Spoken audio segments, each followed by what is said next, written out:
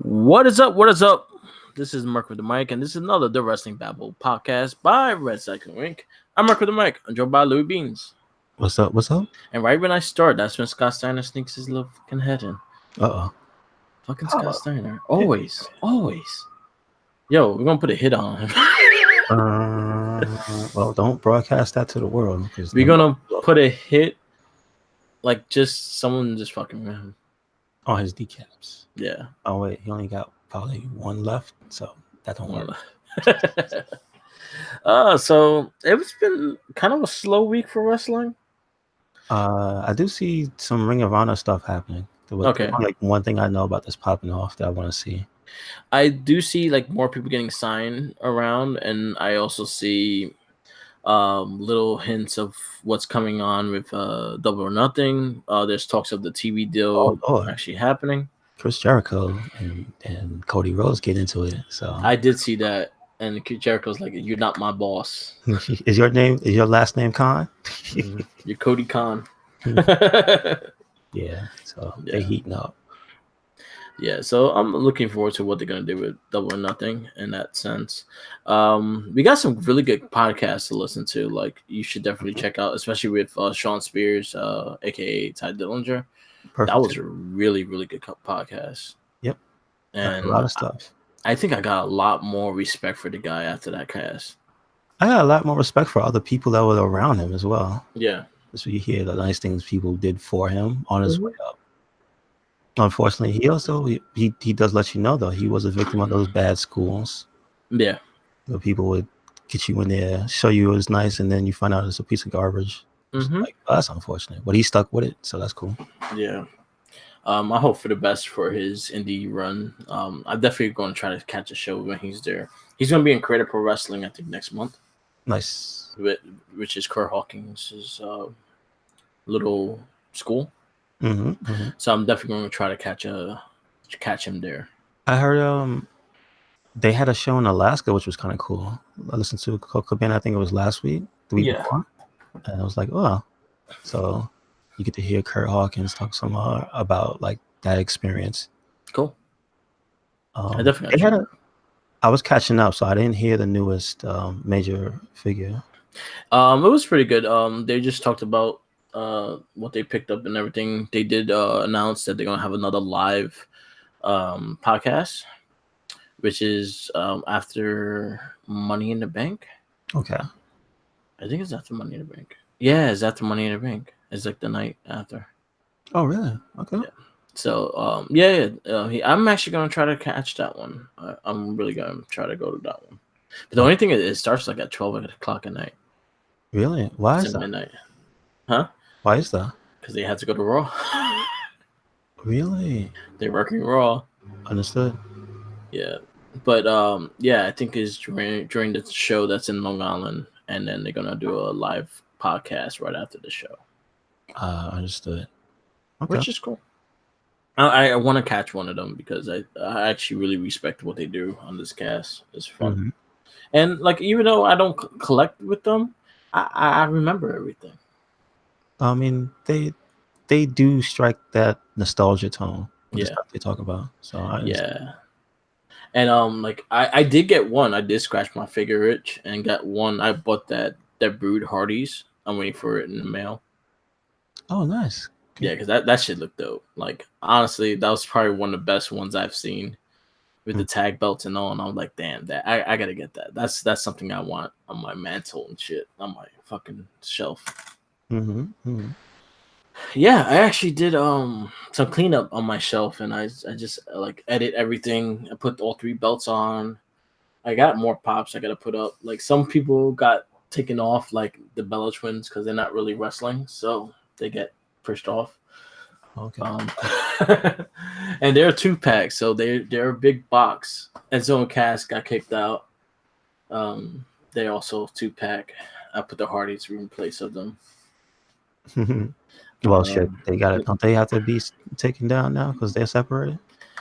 Well, so he comes back off the shelf. Yeah, but I can't put just Matt Hardy because they're in the same pack.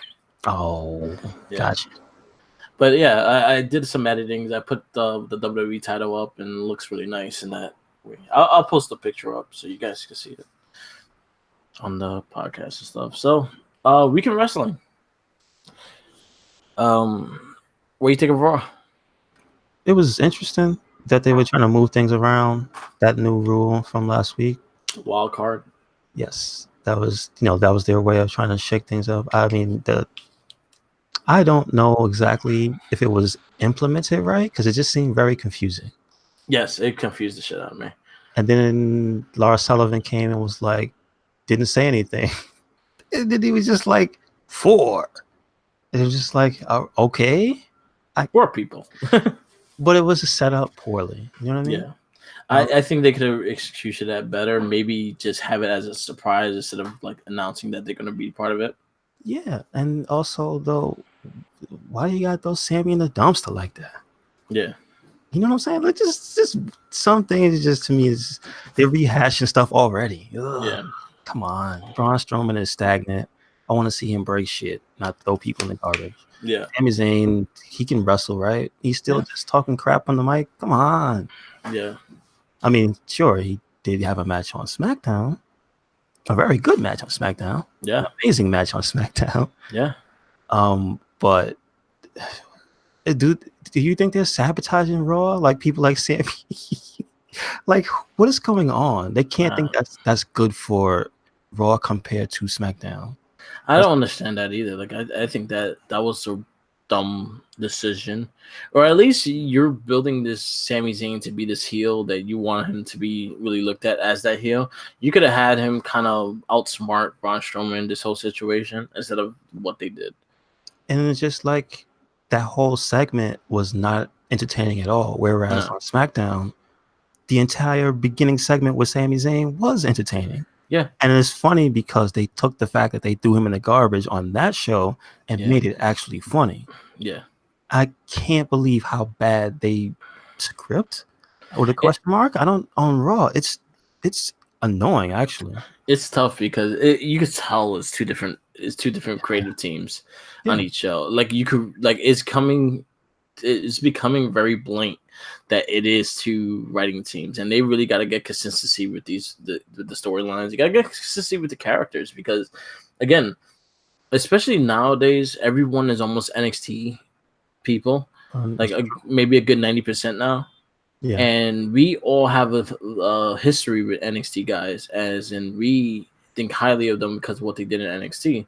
So what we see from what they're doing now is like, yo, why are you spitting in this dude's face, not really showcasing him and shit like that. Mm-hmm.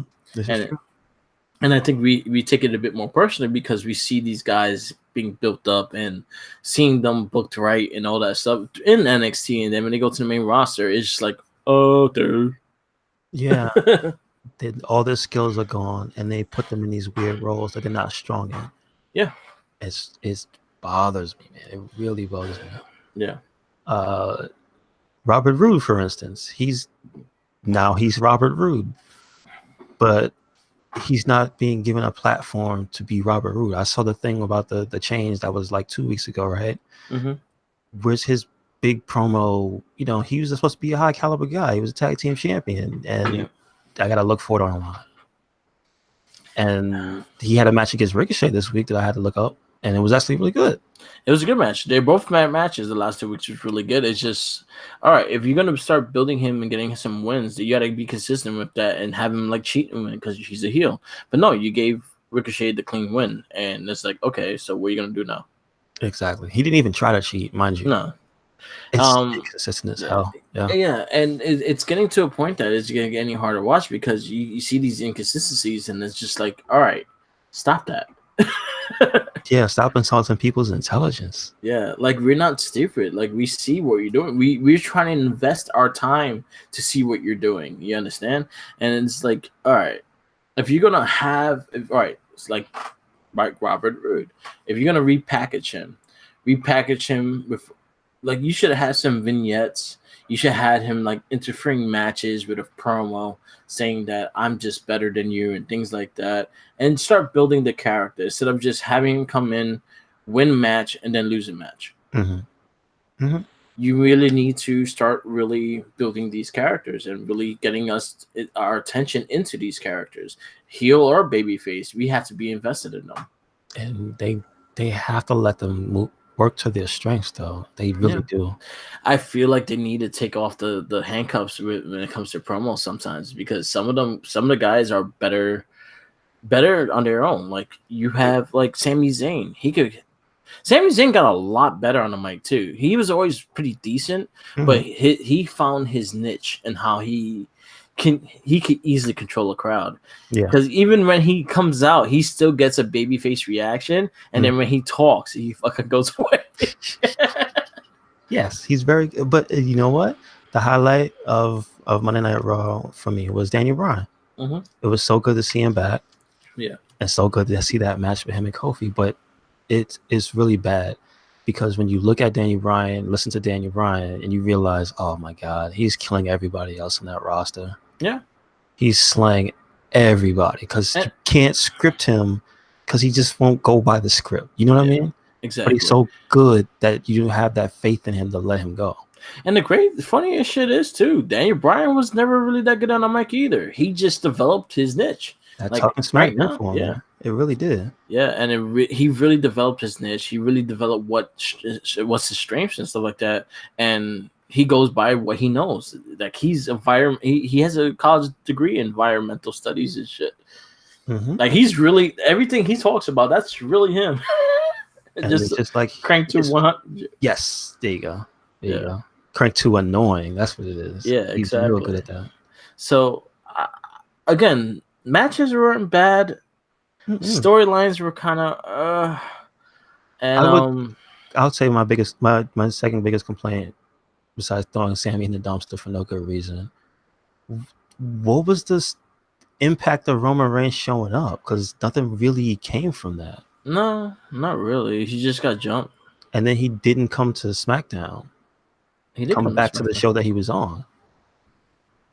Oh yeah, he wasn't on SmackDown. He didn't even show up, like, just in a promo in the backstage area. Nothing. He was just not present. And I'm like, yeah, is this your yard? What? What? You're not here. So I think that got caught into traveling the live show shit. So after Raw, he went straight to the live show outside of the U.S. Okay, so he was already. Yeah. And so half of the roster wasn't even present for SmackDown. It's just, again, we just already said this is going to be the theme of this show. Inconsistent. Everything is inconsistent. Yeah, it's been really inconsistent. The tag team Usos and Revival, I found it entertaining. To be honest, tag team Usos and Revival. Well, so you mean they fight the Good Brothers? They fought the Good Brothers, but they had like itching powder or some shit on their back. Oh, yeah. Okay, I saw the clip of that. Yes, I understand. It wasn't bad. It made me laugh. I could see where they're going with it. Bubba Ray made a good point. He put the picture of him with the ass cream. Oh, yeah. When him and Jericho and Christian. Like, yeah, you get stuck with stupid shit like that, but as long as you make it worth it and you get a good laugh out of it, you can move on from it. And but you're all into it. Yeah. And it's a practical joke on them. They're fucking each other up, and that's how they're doing it. I can't wait for their match. I hope they give time for their match, because that's one match on Raw that I want to see is Revival and Usos. And Usos pulled double duty by being on SmackDown. Yep. They fought for the tag titles. And a very good match. I was saying before I saw NXT this week, that was going to be like my second favorite match. Yeah. Besides, because I remembered about Kofi and Bryan from Monday. Yeah. That was a very, very good. Again, Daniel Bryan. Yeah. Again. But I was telling you, I see it in Rowan, man. He's that new Kane because he's a hybrid athlete. He's so fast, so agile for his size. Yeah. I mean, again, no disrespect to what's his name with the other guy that he was requested to leave?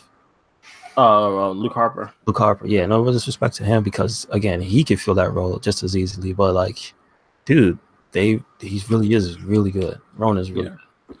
Yeah, like Luke Harper easily because he's slightly the better wrestler in that sense. But Yeah, Roman. They doing what they doing with Roman. I think it's fine what they're doing with him. Him being Daniel Bryan and him being tag champions probably helps the SmackDown tag division because at one point we had nobody. We have And nothing. and not for nothing, Daniel Bryan once again, his amazing promo on YouTube. Unfortunately, not on the show. Yeah, He couldn't obviously, but just like you can tell nobody's writing that, fam, and he's saying some very valid points about the tag team division. It's just it becomes a joke. It's become a joke.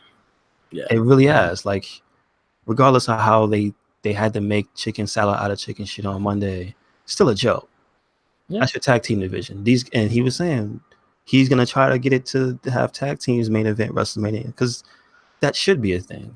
Every division should be a threat. You have tag teams that are household names: the New Day, the Usos. Like those two are probably the biggest tag teams in WWE right now. And unfortunately, they're not working together because Kofi's champion, Xavier. Well, yeah, Big E's out. Big E's no, out. I know, but yeah, Xavier's getting beat up, so he couldn't even tag with Kofi if he wanted to. Yeah. But right now, you can't use New Day. You have the Usos there on Raw. You have to start building the other tag teams. You have Heavy Machinery there. They have a lot of personality. Use them. I don't even know what tag teams they have on SmackDown anymore, to be honest with you. They got the B team. And then that's it.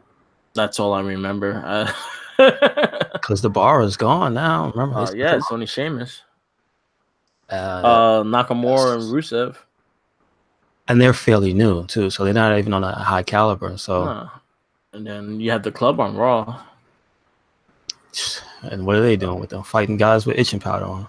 Yeah, I don't know. They get the short end of the stick every time. They're always at the tail end of somebody else's uprise. Because when the Usos were getting hotter, they fought them, but they were already in a feud, so they couldn't be the main feud. So it's like, damn, that sucks. She's just gonna get left off. Yeah, the thing with the club is gonna happen is the fact that they didn't renew their contracts. So them not renewing, they're gonna be jobbing. I feel like the saddest thing involved in the club is that they didn't pull the trigger, all because of I don't know what. Because WWE didn't make that. But then why would you copyright their damn thing? Yeah, that's the thing. Is why WWE Too Sweet? Yeah. And then never let the guys who were using Too Sweet do Too Sweet together. Because Too Sweet was a clip thing. It wasn't even. I understand. But AJ is not putting his hands down. Yeah. You know what I'm saying? Like, they still doing it. Finn's still doing it. And it's just like, I don't get it. You have the pieces. It was a huge puzzle piece, a huge chunk of entertainment you could have put together, and they just gonna let them leave now. Yep. Thanks for wasting that potential there. Yeah, that's what it is now. It's a lot of waste of potential. Yeah, I was gonna say that seems to be the story of WWE right now. There's a lot of superstars unhappy. There's a lot of superstars unhappy. There's a lot of superstars that could easily adapt to anywhere else right now. The business right now is in a good place for the worker more than anything. Like, they have options now. They can make a good living without having the WWE brand on them. Yeah, and like Sean Spears. Yeah, he's basically taking that gamble on himself and going out there. He needed to, and honestly, he needed to, because once he went to the main roster, they didn't know what to do with him. I feel like they destroyed. I honestly feel like he should have had an NXT championship. I think he should have beat Roode, and then what he said, like he would lose it the next night, and he didn't care. But to end that storyline, he should have won the belt in Toronto. Okay. Because they did it with Gargano. You're right. You're 100% correct. He won the North America and lost it the next day. That's perfectly fine. He's still considered champ. He won the belt. Damn. You're right. I feel like it's a big missed opportunity, especially because he was in Toronto, his hometown. You would have had that win. It would have been something like Kofi and Becky, when the crowd would have been fucking nuts for it. Yeah, that's true. And I like Ty. I think Ty Dillinger found the perfect Zen character. Even when he was a heel, we were yelling 10. And it's just like when he told the story of the Royal Rumble and how the crowd reacted. I still remember that. Yeah. That's one of those moments burned in my brain because I really liked that dude as that character. Yeah. And just the way everybody was just tense, and when he had the cool light up vest and whatnot, I'm like, you can go somewhere, and they went nowhere. Yep. Nothing. Sorry, kid, we got nothing for you. He did get hurt, and that was one of the momentum draws. Is the fact that he got hurt in bad times. Like he was supposed to have a rivalry with Randy Orton because Randy Orton really pushed for it. He's a guy that Randy Orton actually liked working. You know, one thing that a lot of people don't know about Ty Dillinger backstage is the fact that a lot of guys, when they're coming back, getting back their footings in the ring, they went to Ty Dillinger to help them. Yeah, they mentioned that. Seth Rollins, Kevin Owens, the story of like I don't want to get hurt. Seth Rollins, Kevin Owens, Sami Zayn. Who else? Roman Reigns, Dean Ambrose, when he was coming back, they all worked with Ty Dillinger. Good stuff. And those are the things that you don't know because they won't really mention it and how much he puts time into it. Ty Dillinger is a really good student of the game, very humble about what he is and everything like that. And I give him so much credit for that. Like after that podcast, I had so much more respect for that guy. And I really hope he does well outside. And again, I'm going to go support one of his shows. I definitely, we all should go and just support, have like tens on us and shit. This is true. Yeah, because he's such a good guy, good-hearted person. He's married to Peyton Royce. I don't think they got married yet. Yeah, he got married. He kept saying wife too. Is that podcast like old? Like a couple of weeks ago. Okay, so that's when he did it. Gotcha. Yeah, they got married. They got married. They're married together. Okay. I like Peyton Royce. Peyton Royce is sweet. She's funny. Yeah, that's what we'll see. They know how to take advantage of the situation they're given. Yeah. With the backstage things that go online and whatnot. So they have much more content that they put out just by being themselves. Yeah. But unfortunately, that's a lot of the stuff people don't see. Yeah. And I notice people get annoyed at them. They're like, why are they so popular? And it's like, there's a whole other component to what a lot of these superstars do. Yeah. But for some reason, like people like Daniel Bryan and the Iconics, they can push their stuff out there more. Yeah. But I don't know. I don't know what you do because I'm starting to lose respect for whoever's behind the curtain, man, because they just fucking up left and right. Yeah, they really need to get consistency with that. Like again, this is shows about consistency. We need a lot of it, especially in the main roster wrestling. We get it. We get perfect shows with NXT and 205 and NXT UK, and those are like the tale of two completely different shows. You go to the main roster and you have this, and then you go to NXT UK, and 205. They all look kind of the same, and you see how easy it is to just have, I want your title, so I'm going to go for your title. I guess I'll be him to go for your title. Too bad. I'm evil. I'll hit him in the back when he's not looking. Yeah. Simple booking. Like, that's the big thing with NXT. It's always been is simple booking. NXT is basically like you making like the GM mode in WWE 2K19. And how you will book matches because you can't really put storylines. You just book a rivalry. All right, they're going to fight this time. Or this time, he's going to fight him and he's going to interfere. Like, it's little things like that that just is simple booking that makes sense and it makes it consistent. Yes. And that's why we appreciate NXT more. That's why when people saying, oh, I lost interest in wrestling because of storylines and things like that, I was like, yo, watch NXT. Yeah, I feel like people who usually criticize WWE don't realize that NXT is a part of is a part of that. You know what I mean? But then again, it doesn't show on the channel, and I think that's what pushes people away because you have to have the network or Hulu. And the sad part is, I realize a lot of the stars that get called up because of that, they don't have any time to. Okay, I'll put it in this case. Lars Sullivan got more character development than basically everybody else that came up after him. You know what I mean? Because he had vignettes. And that bubble. Yeah, exactly. That's the thing. Yeah. Even Lacey Evans with that, walking out that eventually became just like predictable and annoying. She ended up having more character development than a lot of the people. Because when the Viking Raiders showed up, it was just like, Yeah, Who the hell are you? You ruined them with the freaking name. Why do we care? It's the Viking experience. Like, exactly. what? And you would think they were jobbers. So you'll have people going like, yeah. And then when they said the name, like, what? Exactly. So nobody can say war because they're not called war or anything anymore. Yeah. So what are we doing? They still got to say war. You know what I mean? Like it's almost okay. Aleister Black has made use of things with the vignettes, right? Yeah. But it's almost like if he didn't get split, you still be wondering who the hell are him and Ricochet. Yeah. You know what I mean? Because there's no character development for either of them. They just showed up. Yeah. So a lot of that is really bad for them. They don't understand that the difference in viewers like is a thing that's real, man. People don't get attached to just random strangers because they're like, oh, so you're the new jobber? You know what I mean? You're a cool looking jobber. Yeah. But who are you? Tattoos and stuff. I don't watch indie wrestling, so who are you? So yeah, it's bad. That's crazy. Yeah. All we want is consistency. So SmackDown, Raw, pick your shit up. Stop.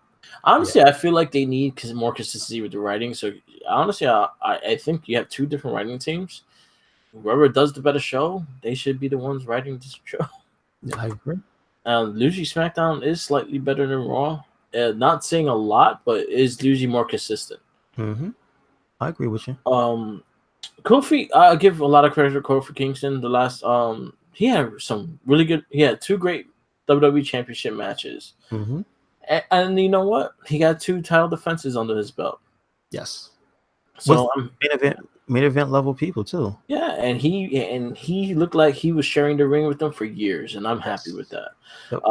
I feel especially a lot of guys with coming off the NXT and like AJ Styles and Sami Zayn. Honestly, I thought Sami Zayn would have been a perfect rivalry for Kofi Kingston right after Daniel Bryan.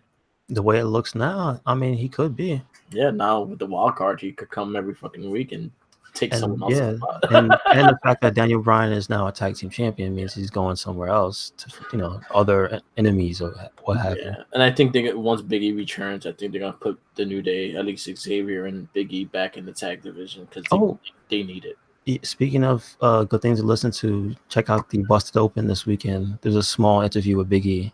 Yes, this shit was hilarious. It's great. Mama, he's in love with Becky Lynch's mother. I love it. He saw the tweets. Oh my god, I was laughing so much. Mark Henry had to ask him how does it feel to be a highly paid troll online. And he's like, "Oh, listen, these are my genuine feelings." I love it, man. Big E's a national treasure. He really is.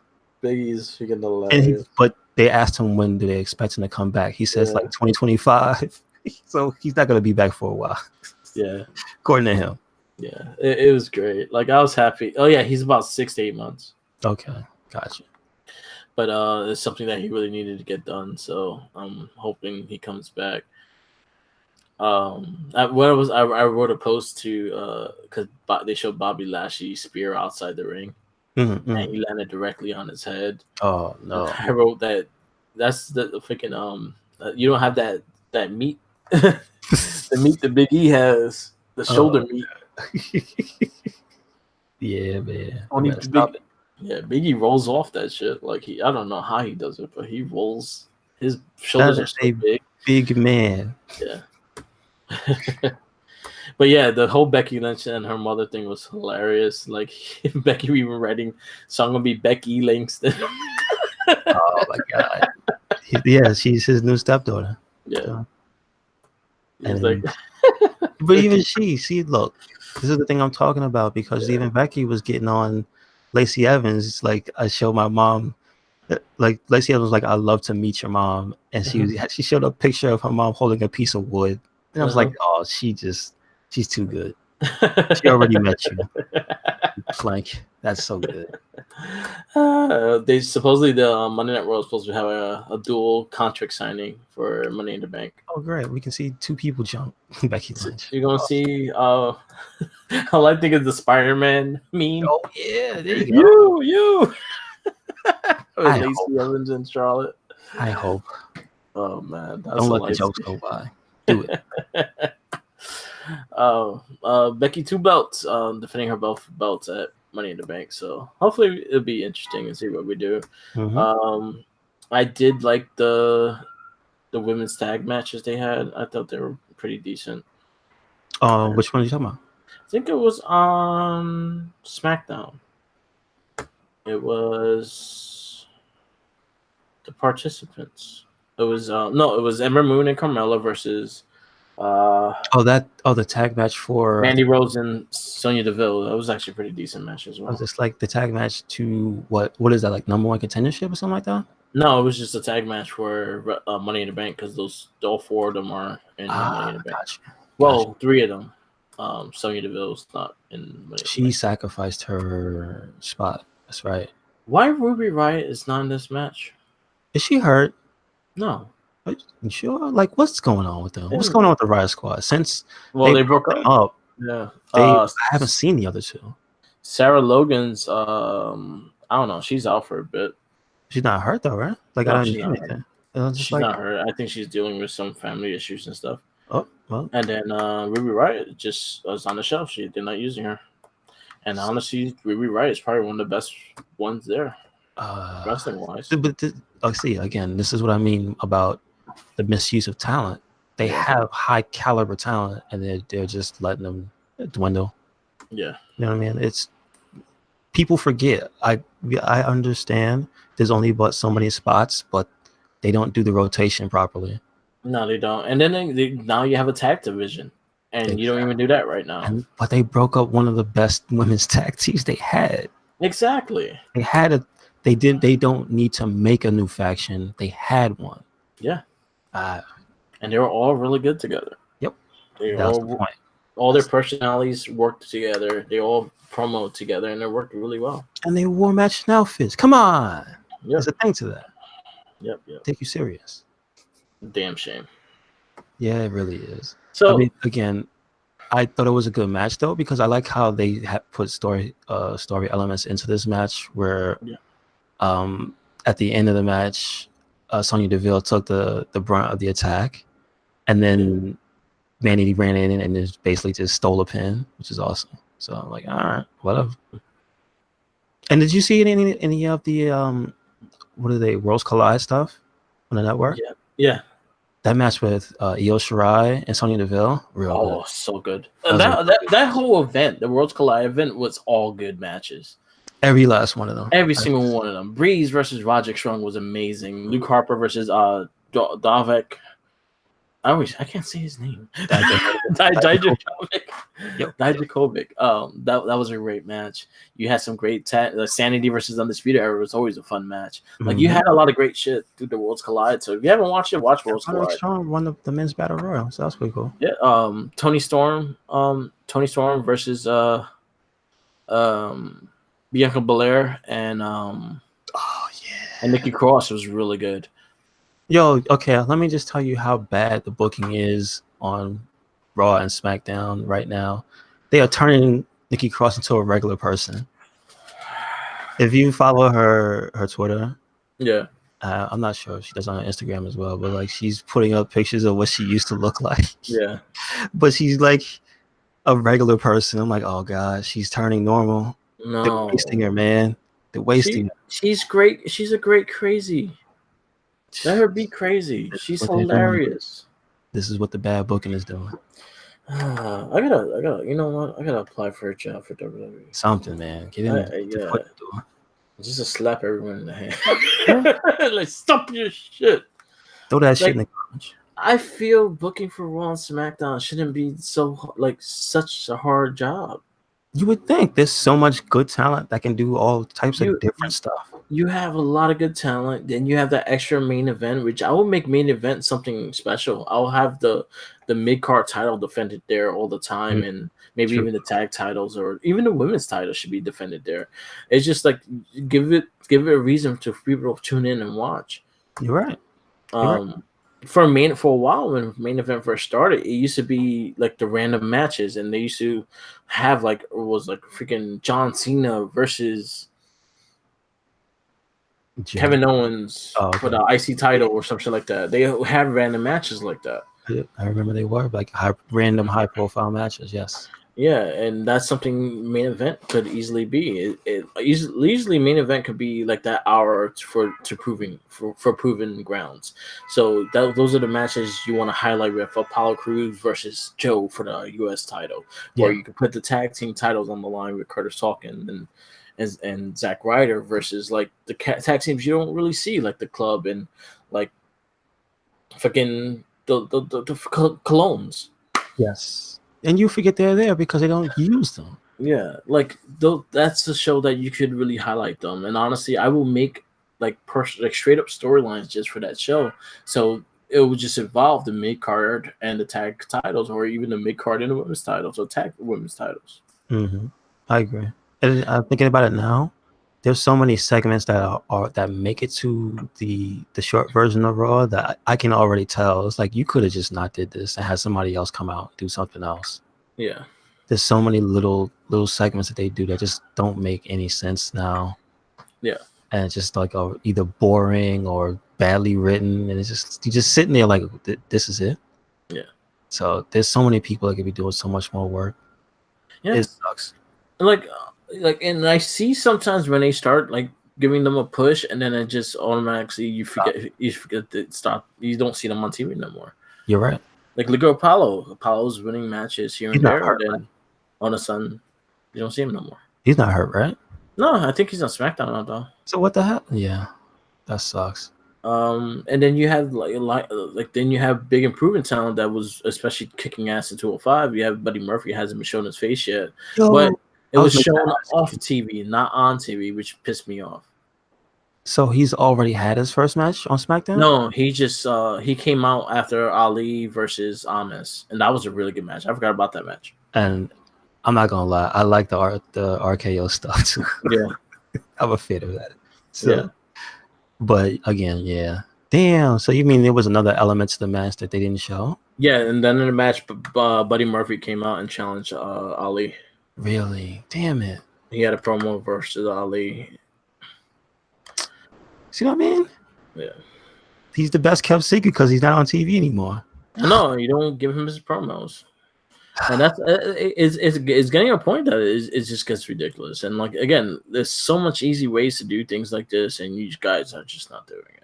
Do you think WWE is trying to get these people to quit willingly by doing this? Because Yeah. there's no, they're not letting them be on TV, which is the point. Yeah, So what do? You can't just make online vignettes all your career until they decide to use you once and then go, that's not the direction we're going, and then don't use you again. Like McMahon really has to like loosen the grips of his control, because I think that's what's really affecting things. Is he's too much nitpicking on everything, and I think that's becoming a problem. He needs to let his writers do their job and kind of be more adapted with everything that's going on instead of his ideas, because right now his ideas are becoming very old fashioned. Yeah, they're really, And they don't work. They don't work in today's crowd. and not even in a good way. No. No, not even like, you know what? NXT is old fashioned. Mm-hmm. NXT reminds me of what you hear about the territories. NXT reminds me of like almost like early WCW before the NWO got there, where it was like you could see some really, really good matches. Sure, there was a lot of other dumb bullshit, Yeah. like the fucking Dungeon of Doom, but I like that stupid stuff. But like there was a lot of corny stuff. But if you cut out all the really bad stuff and just took the really good matches, the Dean Malenko matches, the Eddie Guerrero matches, the Luchador matches, the Steven Ringo matches, you know what I mean? Yeah. All those really, really high class technical matches that we get now in NXT. This is about the same thing. Yeah. You know what I mean? And they only have an hour show. WCW had like 3 hours. They had 3 hours to put a bunch of bad commercials about Pennzoil and and just have Hogan just walk around doing a guitar thing. That's it. Yeah. But yeah, like, all right, let's talk about some highlights of this week, because we talked a lot about Raw and SmackDown and the inconsistency, and which has been a big deal. But now we go into what makes WWE seem like they have the ideas. It's just they need to implant those ideas inside the main roster. NXT was fucking amazing. Yep. Great show. That Mia Yim match. I was telling you the reason I liked it was like it wasn't the best technical match, but I like that they incorporated characters into that. It was a rough match. Like it was tough. It was like a hard hitting in this match. Yes. Versus Bianca Belair. That was actually really good. You had to win. Come on, man. Like that's awesome. Yeah. It's just little things like that again make so good. So good. You had congratulations to her. She graduated from I think the University of Utah or something. Yeah. I don't know. I think maybe Texas. I'm not 100% familiar. Yeah, she just had. I was just looking at it. She just had her graduation. Congrats to Bianca Belair. I'm happy for her. She's great. She's getting better and better too. She's finding her niche and how she should develop her character in the ring. She's the Nia Jax that we don't got. Yeah. She hits hard and she's strong as hell, and she uses that to her advantage and in her moveset. Yep. That's what it should be. Sadly, Percy Watson is out the commentating team starting next week. Oh, permanently? What happened? He's gone? I think he's going for more movie roles, and it was kind of interfering, and he kind of just parted ways. I'm interested to know what movie Percy's going to be in. Well, he was in that show Atlanta for a little bit. What was he? Like a bodyguard or some shit. But he actually had lines and shit. Okay. But he's looking to do more movies and stuff like that. But he left in good stance with WWE, so he has a welcoming back kind of thing. He been on 205 for a while too, and I think he's not on 205 anymore after this. No. They had 4 people last week though. What? They had, because Nigel was out, but he came back, and then it was, I think it was not Tom, Vic. It was Vic. Eddie English. And David Otunga was there. Yeah, I think David Otunga is the one that's going to be replacing him for 205. Okay. And he's at least gotten better than he used to be on SmackDown. Yeah, I'll tell you that much. And then Beth Phoenix is replacing Percy Watson, and NXT. Okay, she's all right. She's gonna get better, hopefully. Yeah, so she's gonna be on NXT more through the commentating team. So congrats, Beth Phoenix. Good stuff, man. Good stuff. Yeah, she'll be the second female announced member in NXT history. Oh, because she's gonna be like. Renee Young it's not a part-time. It's going to be like a permanent thing. Yeah. I mean, well, for the near future. Yeah. Good stuff. Renee Young was first. Mm-hmm. She was the first commentating female in NXT. Man, how long ago was Renee Young on commentary? Maybe about 3 years ago. Okay. Yeah, it seemed like it was so long ago, right? It was her, Albert, and I think it's Todd Grisham. Okay. Yeah, I think it was them 3. Albert was in part of the cat, and then Regal was here and there as well. Wow. Okay. Yeah. Gotcha. So we had a great NXT match. Cole versus Matt Riddle. That was the main event. Yeah. There was another match. I'm kind of losing track of what we saw. Well, there was the reemergence of Riddick Moss. Yes, he fought Raul Mendoza. Yeah, it was a good match still, and it was a character match, and that's why I liked it. Like he's got this weird training gimmick. Yeah, he was massaging his muscles because he. I love the commentary. Mauro sold it for me. Yeah. I thought it was a blow dryer. And he came out with his stretching, his cables and all that stuff. And he stopped in the middle of the match to do push-ups. It was just like, but. Number one, he's jacked and he's huge. Yeah. But it's the way he moves and sells it that makes it not like seem bad. You know what I mean? Yeah. And Raul Mendoza, like, it's just, again, he's one of those underrated stars that they have in NXT. That's really, really good. Yeah. But he's good at getting thrown around too. So I like Raul Mendoza. I think he's a great wrestler, but he does look pretty plain. He does look plain. Like I said, we push for him to get a mask. I'm just saying. Yeah, like he could fucking he's skilled in that ring. And honestly, I like the tag team between him and Humberto. Is that permanent? Are they still? They tag here and there. Okay. They tag here and there, like if they needed, because Humberto works all 3 shows. He'll work UK. He'll work NXT too. Dude, that boy's busy. Hey man, make that money, buddy. Yeah. That's true. And then we had the main event: Adam Cole versus Matt Riddle. That is a And classic then match. amazing match. Definitely match of the week. Definitely check out the aftermath with Roger Strong and Adam Cole going at it and yelling at each other. I have a whole plot of what's going to happen at Takeover. Gotcha. Which I'm actually going to.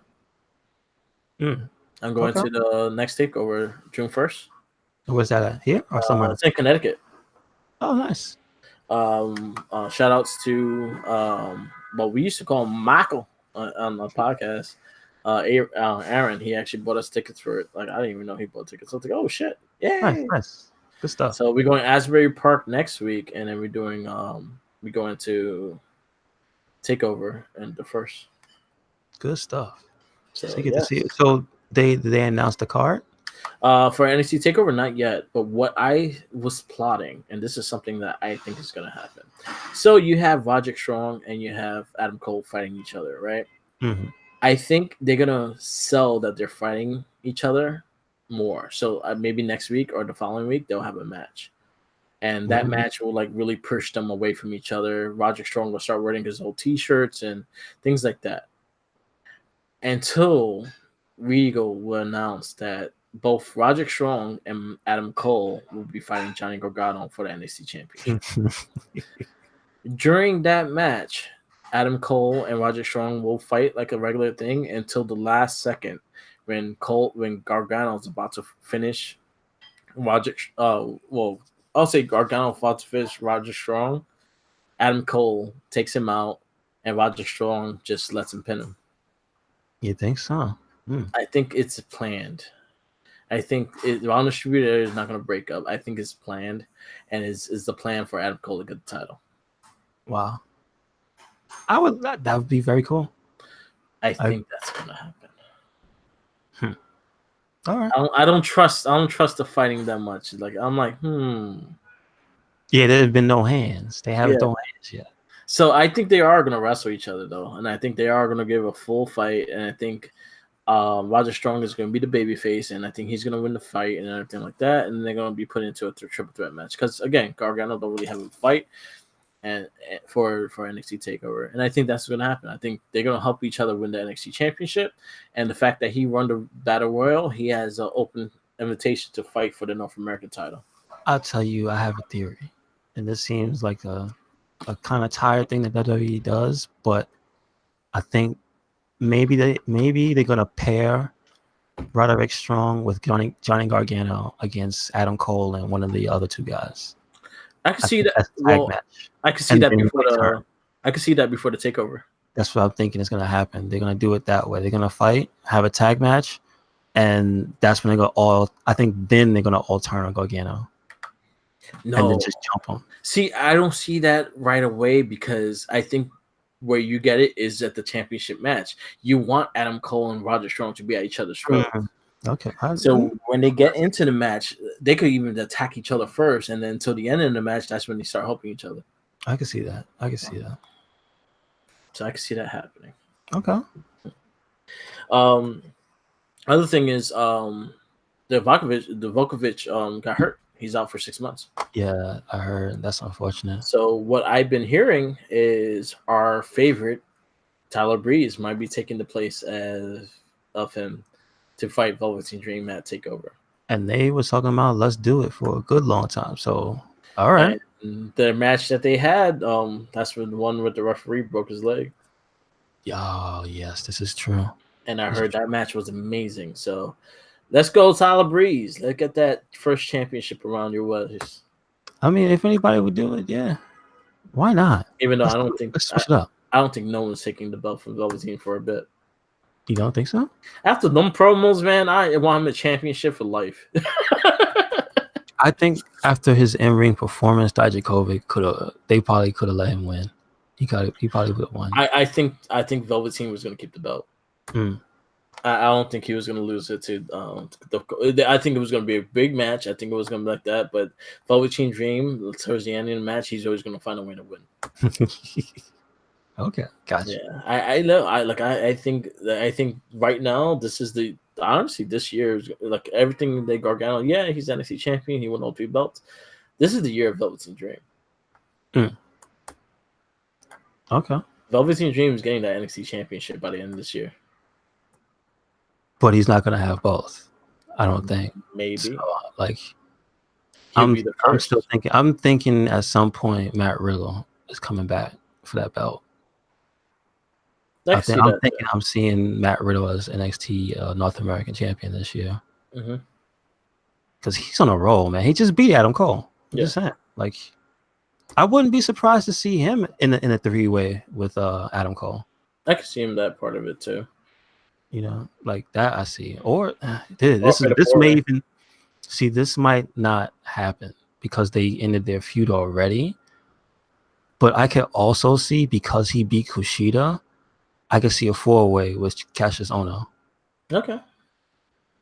And I think, because how many times has Ohno been in the title scene? I don't remember old NXT. Twice. Was he ever champ? No. He did fight Seth Rollins when he was champion. And then that's when he was skinny too. That's when he was a really good promo heel. And he fought recently, a couple years ago. He fought it wasn't Nakamura. I think it was Joe. Okay. Gotcha. Yeah. So I'm just saying, I'll see these little things here and there, and because NXT is consistent, they don't tend to let people who get good, big wins go into the Phantom Zone. Yeah. So I don't know. I can see that. I do see. We also got NXT UK. Some really good matches. Really good tag matches in NXT UK this week. You had Noam Dar and he was on 205 this week too. Yeah, he did double duty this week. Nice. He was tagging the main event tag match with the Grizzled Young Vets. Okay. And that was actually a really good match. You had Flash Morgan Webster versus one of the Coffee Brothers. That was actually a really good match as well. Okay, good stuff. Some good UK stuff. I like what they're doing. Again, their promos just remind me. Their promos make me laugh. But how's it been with Walter? Walter hasn't really been on TV, so I think he'll be on TV next week. Actually, though, because in 2 weeks he's fighting Pete Dunne. Oh wow! For a rematch. For a rematch. Yeah. Wow. So in 2 weeks he's fighting Pete Dunne. So we see what's going to happen there. I think that's when he's going to be introducing his team. Because he has a group now. Wait, who has a group? Walter. What? Yeah. Oh man, I've been missing out. I gotta catch up. Yeah, he has a group, and Wolf, Alexander Wolf is part of it. Wow. Damn. I really have to catch up with NXT UK. Okay. It's been really good. And then 205 been a fantastic show. 205. This, like, Noam Dar is awesome. And I'm kind of feeling the I forgot what his nickname was. Like, they call him the Persian something, but Daivari been pretty good, man. Yeah, he's been pretty solid. I like his work. He works stiff. Like he works like Japanese style. Yes, he does. And he has a pretty good splash, man. The Persian splash is pretty good. Yeah, I like his finisher more. The hammerlock. His kind of rainmaker. Yeah, I like that. I think people sell it really well, and I think that's what makes it great. But he had a good match. Yeah, with Noam Dar. And they stirring up the pot because he's getting his title shot. It's the first time he's getting a title shot. And then, not being involved with, unfortunately, remember, what was it, Daivari De Niro? Yeah. He split ends. Oh, boy. I did like the Singh brothers being back as a tag team because I think they're really good wrestlers as well. They are pretty entertaining, man. They're pretty fun. Yeah. I'm happy they're back together. I hope they actually make cruiserweight tag titles because they got some good tag matches down there. That'd be something for the Lucha House Party to really do. Yeah, and this is the first match I've seen Mike Bennett and I actually enjoyed, which was with Tozawa and False Count. No, it was just a hardcore match actually, like a Street Fighter or something. Yeah, they just beat the shit out of each other. Was it actually a fun, solid match? Yeah, it was a good show overall. Yeah. Again, it wasn't too long. It didn't overstay its welcome, but like I was entertained, so that's good. Decent promos, decent build-ups. You see where the championship number one contender is going. My only gripe is Tony Nese is not that great on the mic. No, he's not the best. Yeah, when he was sitting there on commentary, he just was like, "I'm a good guy." me. But you know what it is? He's really a heel. Yeah. Because that entire time from the point when he was on the team with Denari De Niro, Davari De Niro, and Izzo, he was a dick. Yeah. And he was in the whole storyline with Buddy Murphy, where he was Buddy's best friend, and they were dicks to everybody. Yep. And so he beats Buddy. Now he's a good guy. It's kind of that thing we were talking about this entire show, inconsistent. You know what I mean? Yeah. I miss Buddy Murphy as champ though. This is true. Really good. Yeah. Imposing champion. Definitely check out Being Elite, the last video on YouTube with Jericho and Cody. Was really worth watching. It's the build up for Double or Nothing. Yeah, they got some pretty good stuff going on, like with those small shows, the Road to Double or Nothing they're putting out too on the side. That's pretty good. Yep.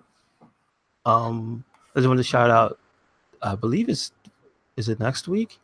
I think it's the Gorillas of Destiny versus the them boys for the ROH championships, the Briscoes. Yeah, it's next week. Worlds Collide, I think. Yeah, they had a really cool poster. Tamatonga put it out of them and his brother with the mask on and stuff. But like, the only reason I'm invested in this because I'm a fan of them. Yeah. But because they are going hard at promoting this, like you seeing promos from the Briscoes like every week. You're seeing promos from Gorillas of Destiny every week. Yeah. And so like that's the only reason I'm invested. I don't really watch the product. Yeah. Outside of like a pay-per-view or two. But like, dude, it's got me invested because it's consistent. You know what I'm saying? It's messed up, but it's true. And so like I'm actually looking forward to seeing the results of that next week. Okay. It's a good match, man. Yeah, me too. I like Gorillas of Destiny, so.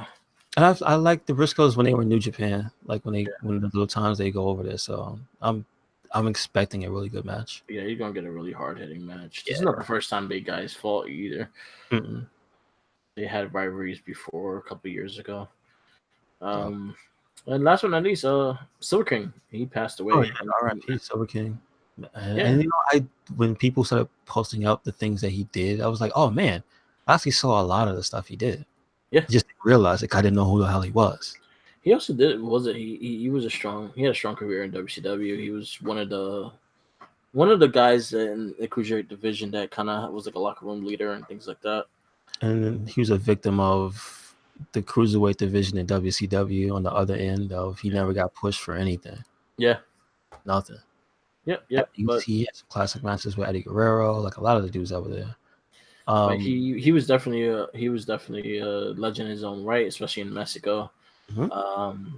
He was in Lucha Nacho Libre. He was the cruiserweight in the gold tights and stuff. His name was Ramses. Yeah, that was Silver King. Actually, when I started doing wrestling back in the day, I actually was training with one of his nephews, so I heard a lot of stories with Silver King and stuff like that. But to die in the ring, that's a sad thing, especially in front of a crowd. But and the unfortunate part, I don't want to bring anything dark onto it, but then when you hear that there's a video of it and the way it happened is kind of sad. Yeah, it's really sad. Nobody knew what was happening. They just left him there. It's kind of like how that whole Rey Mysterio one happened a couple years ago with Pedro. Damn, I forgot his last name. But he, after the 619, he passed away. You remember that? No. I didn't hear about that. Yeah, it was a couple years ago. The dude died in the ring. I think he hit his head on the rope too hard. Okay. And he was kind of dazing off, and then Rey Mysterio went for the 619. Rey Mysterio barely touched him because he knew something was wrong, and then he just got out and like broke kayfabe and just went straight to him because the dude was passed out. And he died going into the hospital. Wow. Yeah, they said this one he suffered a stroke, Silver King. Yeah. And so that led to a heart attack. But apparently he was suffering the stroke in the ring. Yeah. That's the hard part. Like, damn, that's rough. Yep. So, rest in peace, Silver King. Right, legend in Japan. Legend. He did some really good stuff in Japan. He did a lot of great things in Mexico. Yeah. He's a really good big name in Mexico. So Yeah, rest in peace. Sad to tap into And he was that. 51. That's super young. Yeah, he's young. Super young. Yeah, he was really young. Yep. All right, I guess we'll wrap it up here. Yes, sir. Yes, sir. Definitely check out Dark Side of the Ring. They had a new episode this week. They had the Von Erichs ones last week, which was really disturbing and sad at the same time. Because like again, like 3 of the 4 brothers all committed suicide. They talk about Texas Tornado, which he was signed to WWE, and when he signed to WWE, he was right after like a motorcycle accident that he almost got his leg amputated, so his leg was fucked up the whole time that he was wrestling. It's crazy.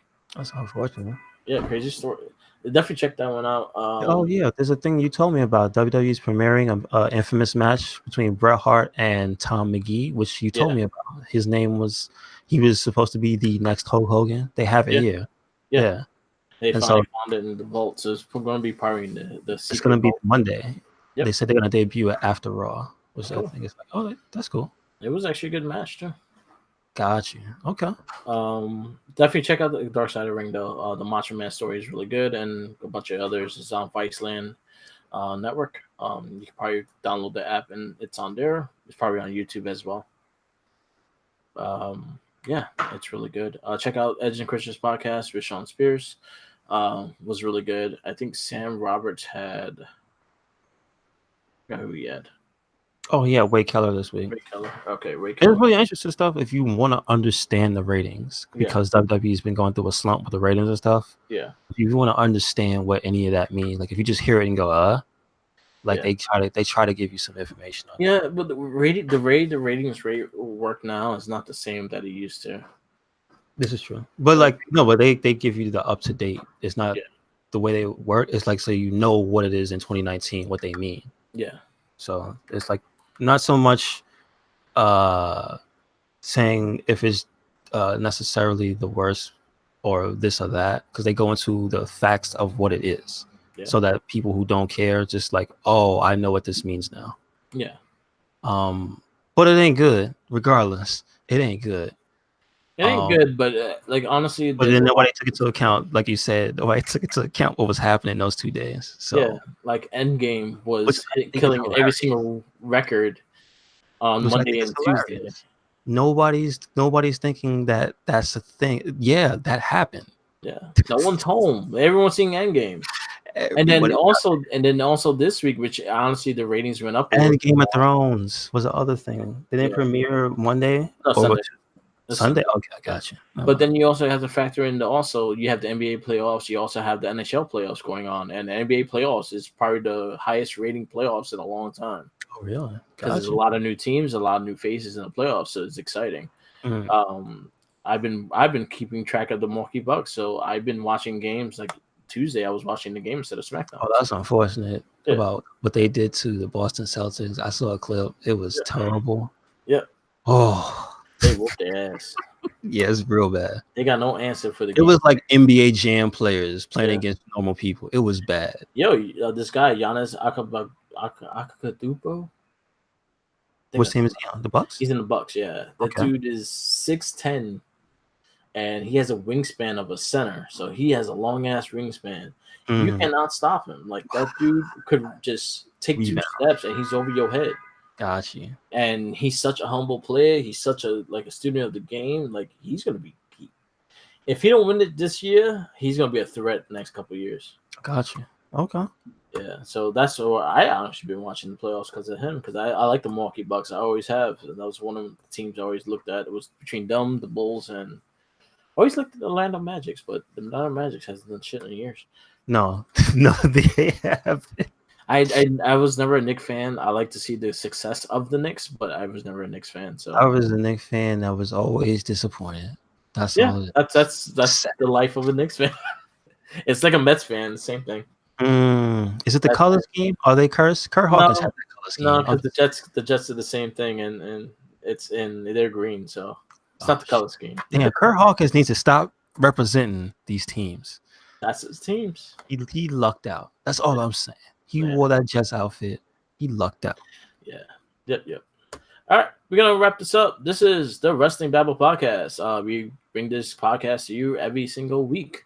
Follow us on all our social medias, the Wrestling Babble Facebook page, which we are constantly updating and posting and things like that to be interactive.